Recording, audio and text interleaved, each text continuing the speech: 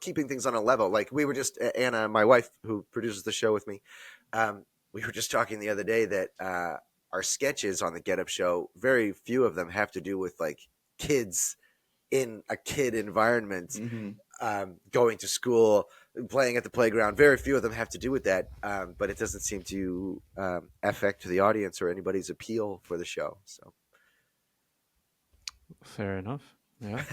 Uh, so, and now that we're talking on the subject of kids content, um, there's a lot of new information and news coming out about people who do make kids, well, relatively kids content, who are not really good people.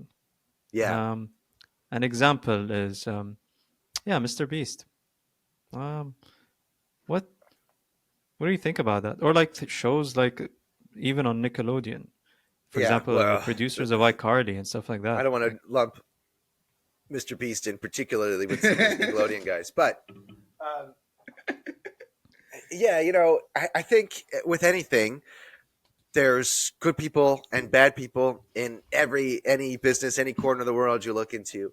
hmm, These people just happen to have cameras on them, and a lot of people who care about what they're kind of eating for breakfast and things like that, and where they spend their time, and what they're like in real life. And when it turns out that they yell at somebody on set or something like that, it kind of escalates a little bit more than if you're at a yeah, regular 9 to 5 office job and your boss yells at you. Like bosses yell, people who have millions of dollars resting on their shoulder can get a little tense sometimes. Um, but I can talk kind of specifically toward Mr. Beast, in some ways, with Dhar Mann. We were making that show, for I was on it for 3 years. I think he had been going 3.5, 4 years or so, total. And when we first started, it was a bunch of goofballs a making a show, making short films at an apartment building, and everything was shot in this one apartment, that Dar lived in, and then he got enough money to move out of the apartment, and he moved his office into it, and then they moved the office because they were shooting in it, and then they got a facility, right? They got this place, a little further away, and then that facility started growing, and we were there. A bunch of actors were all there from that early stages, from the early beginning, when it had this sort of punk rock flavor. You'd get a call and be like, "Hey, can you be here in an hour to shoot all night and make a movie?" I'm like, "Yeah, sure, let's do it. Awesome, yeah."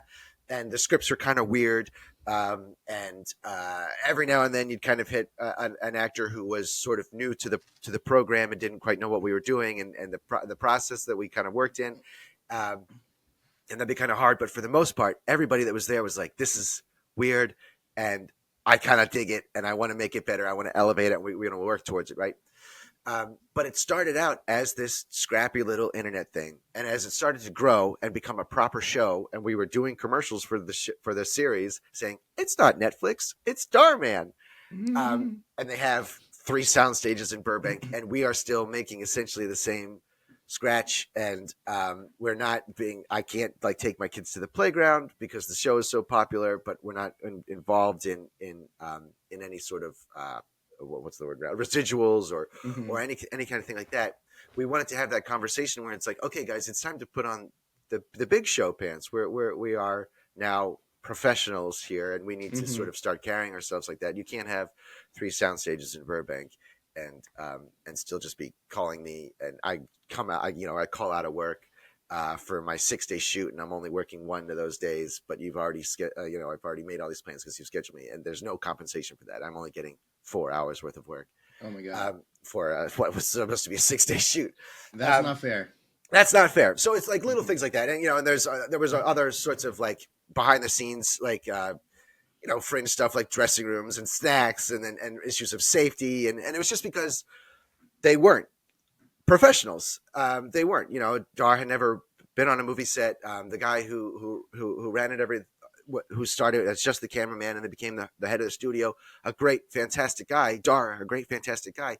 But they are business people, and they are indie filmmakers. And when it was time to show up, it was they didn't know what to do, and then they didn't want to have the conversation with us. But that's what happened with Mr. Beast. Mm-hmm. I don't know exactly specifically about allegations about him giving Mm-hmm. anybody too hard of a time, yelling. I heard about. I don't know if he was involved in anything like that, but they brought their show that they did on the internet. 5 guys did on the internet to a big major platform where there are unions, where there are rules, where there are all these sorts of things, and it didn't translate because they gave him the same sort of carte blanche thing, and union people don't play those games.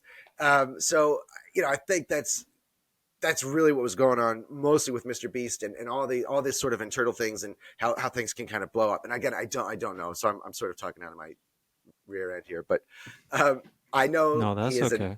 he's a nice dude. He's a businessman.